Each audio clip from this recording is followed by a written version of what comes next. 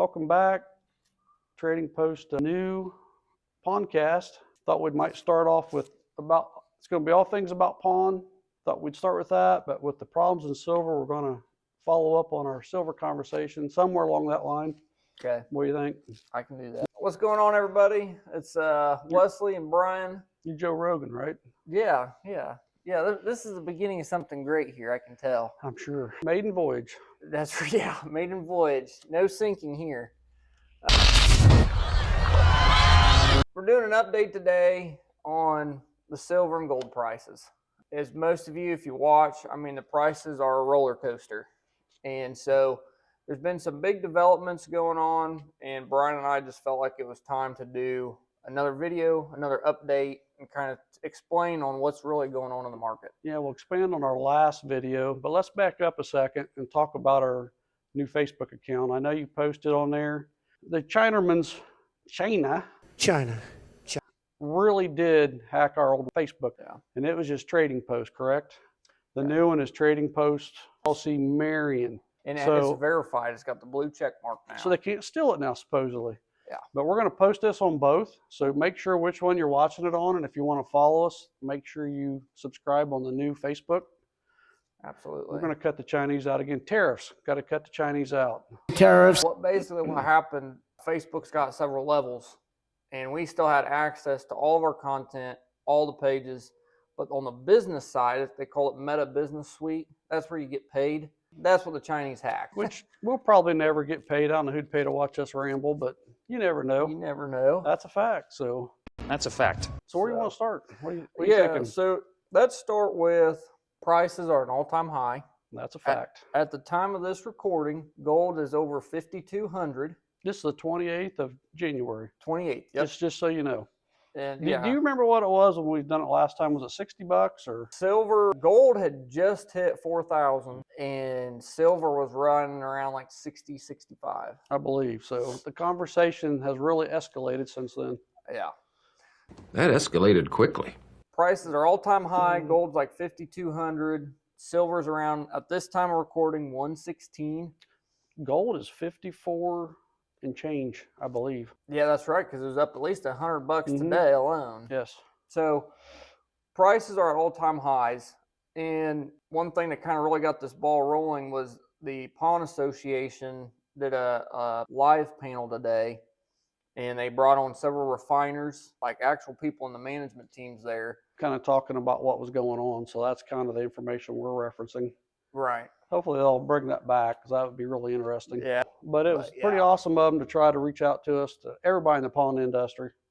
So from what we're gathering, kind of what we understand is some of the banks are shutting off the operating loans or lines of credit. Freezing for these gold refineries and these silver refineries. What we believe is an attempt to keep the prices down. That's my opinion. The gentleman today didn't really see it that way. Let's go back to Monday. It opened up at 104, run up to 117, run right back down to 99, and closed at 103 or 4. Yeah.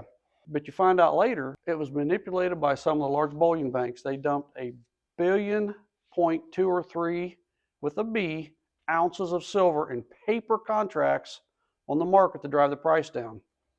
Didn't work.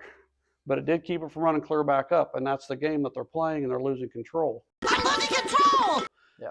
So our kind of opinion, being the conspiracy guys we are, this is another end run to try to slow down the price gains, because from what I'm hearing, and you guys can check this online, the rumor I hear is for every dollar silver goes up, costs the bullion banks $1 billion each, or total. I'm not sure how that works, but regardless, it's a lot of money.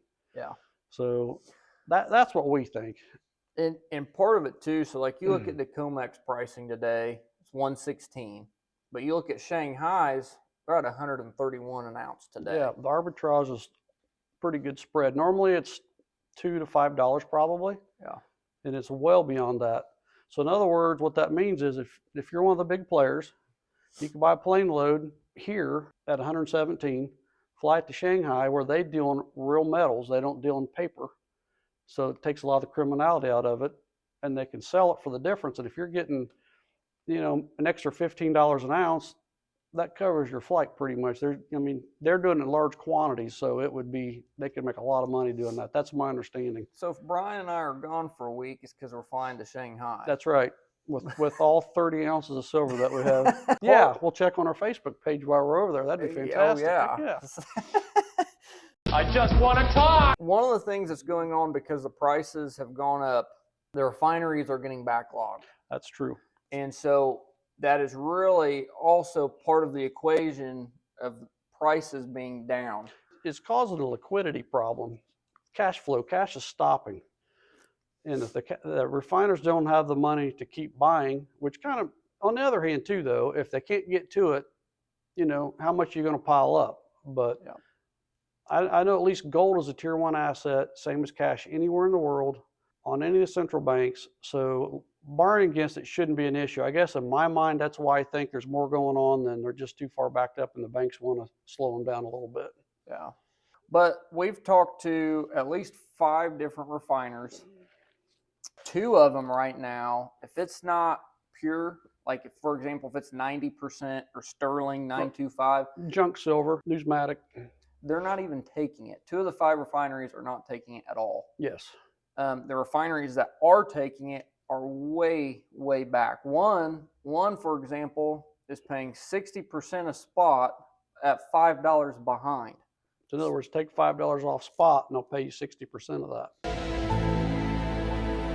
The other equation of that too is if you take in over $10,000, which one 100-ounce bars would be under spot would be $10,000. They'll pay you $10,000 that day in your 2 to 3 weeks to get paid for the rest of it. So all the middle tier wholesalers that are way above us, but they're selling directly to these big major refiners. We're hearing of one that's got 2 or 3 million out since, what was it? September, and still hasn't got paid on it. It's my money and I need it now. Called a refiner in Ohio.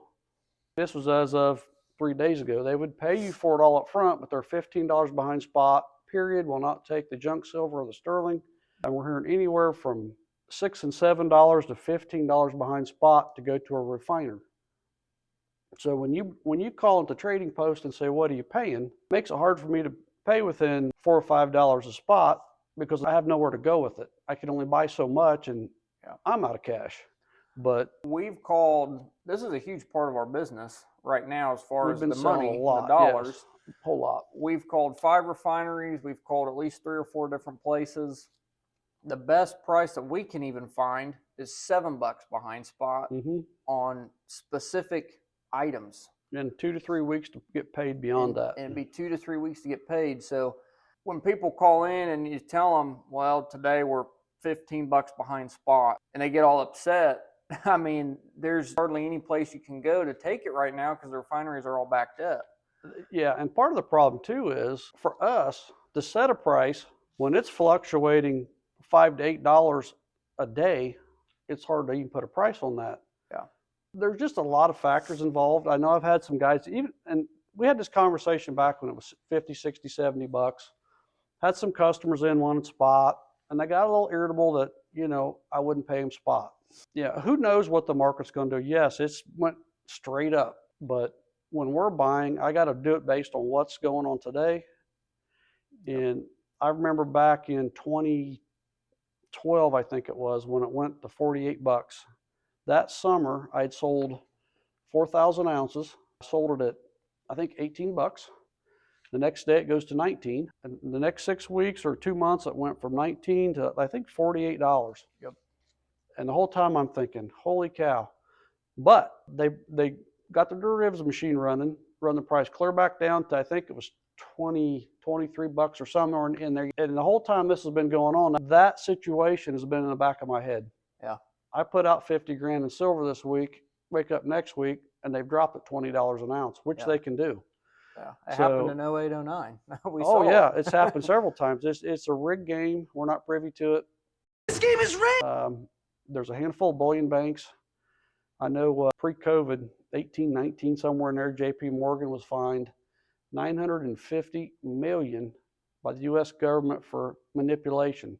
Paper contracts. For every ounce of silver, there's probably, I don't know what the number is right now, it's probably over 100 paper ounces floating around.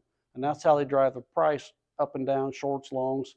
Yep. And to be honest, I don't understand all that. It gets pretty complicated because those guys got quite the game going.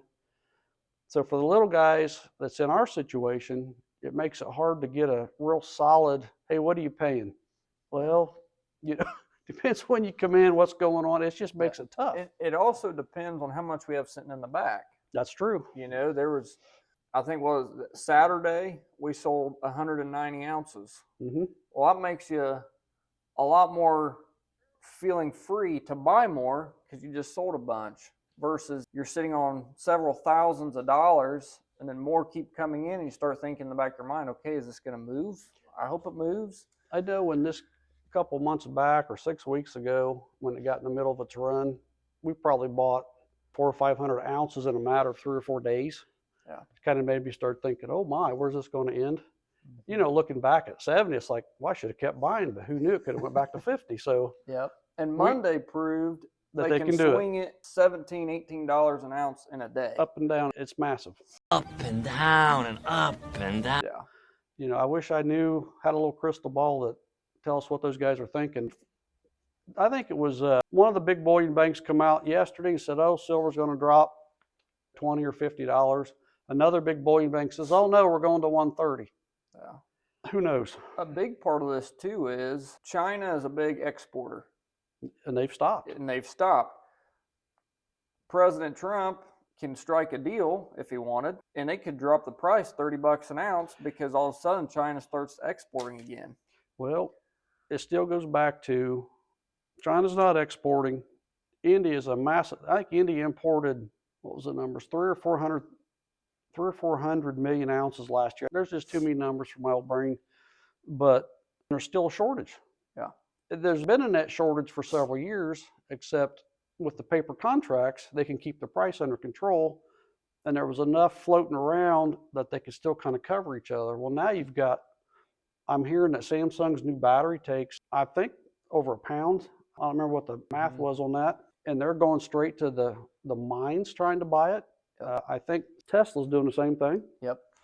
The other thing is all these AI data centers. Yeah, they're going to take a lot. They're using a lot of silver too. So solar panels, another huge one. That when the group that talks about silver usage, and once again, my COVID brain, I don't remember the name of the company that puts the data out, they way underestimate the amount of solar panels floating around. China's all in on that. Yep.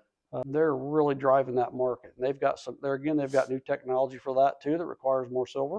Yep. All the low-hanging fruit in the mines they say has already been picked. So I know Mexico's got huge mines. China does. I think China was up to 75% of the world's export. Yeah. Point being, Makes a big problem. There's a big problem. Yep. And there's a lot of variables to it. We haven't touched on a fraction of them.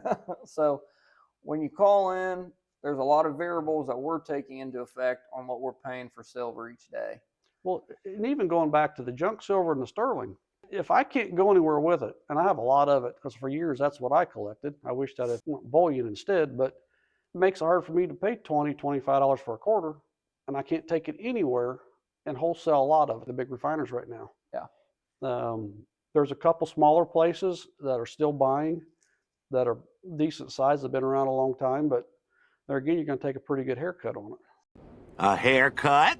Yeah, and I mean, in majority speaking, we've called 5, 8 different places, refineries, other places, and depending on who you call, they might not even take it. And if they do take it, some of them are demanding X amount of dollars worth. It's not I can just bring in a couple ounces. Well, they want I think Impact's 10,000. Yes, I think they raised theirs. If you want to sell to them, you have to have a minimum of 10,000, and if you want to buy, you got to buy a minimum of $500.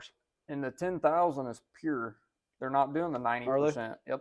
Yeah, this is a moving scenario. To be honest, I don't know how to play. We're just doing the best we can. Doing our very best, Phyllis. To some of you guys that back when it was 50, 60, 70, we're kind of getting, hey, I know it's going to go up and you're not paying me enough. Look, I get it. And it's just, there's so many factors that we have to process. On some of the junk, we've had some calls today, and I just told the people, look, if you don't need the money on your junk silver, your sterling, I would hang on to it. Yep. my mind kind of tells me at some point the shortage is going to continue. So maybe 6 months, maybe a year, the refiners will catch up, and then we'll see what they're paying for it. They would have to start stepping up. Because at the end of the day, some silver is better than none.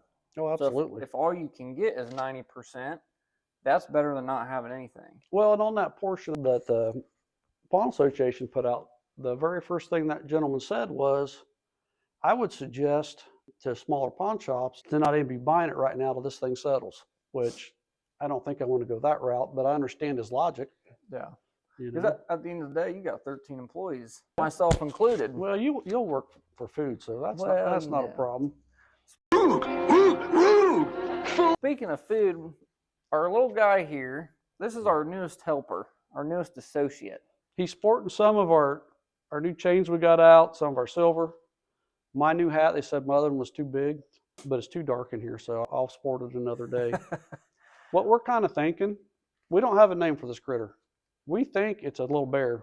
We've heard a lot of different ideas on what it is, but if someone wants to go in the comments, let's pick a name for it. The poor thing, we just call it bear all the time or It's whatever. kind of like on John Wayne, we just say dog. Dog, yeah. Dog.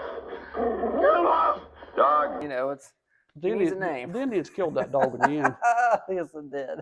So if someone puts a name in we like, we're going to send them some love. I don't know if we got some swag or Oh yeah. I don't know what we're going to do something for them. Yep. So put down what you think.